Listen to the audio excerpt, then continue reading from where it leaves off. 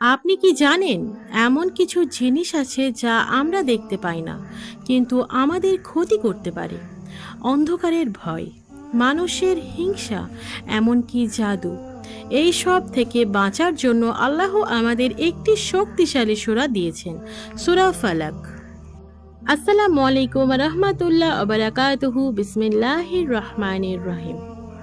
সূরা ফালাক কুরআনের একটি খুবই গুরুত্বপূর্ণ সূরা।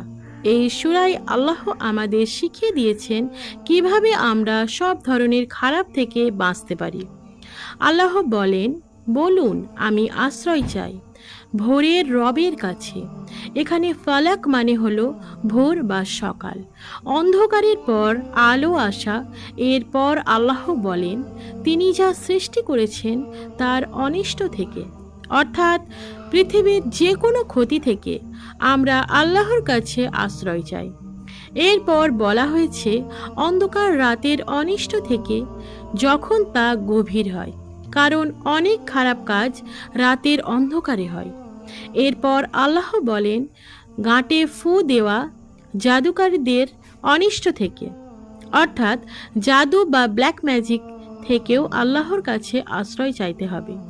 শেষে বলা হয়েছে হিংসুটের অনিষ্ট থেকে, যখন সে হিংসা করে।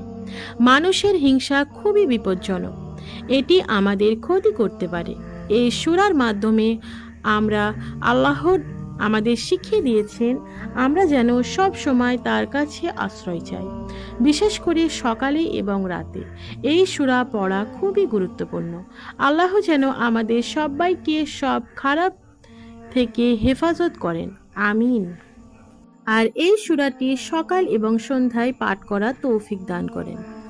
ভিডিওটি ভালো লাগলে লাইক, কমেন্ট, শেয়ার করুন এবং এই রকম পরপর সিরিজ পেতে হলে কিন্তু আমার চ্যানেলটিকে এখনই সাবস্ক্রাইব করুন।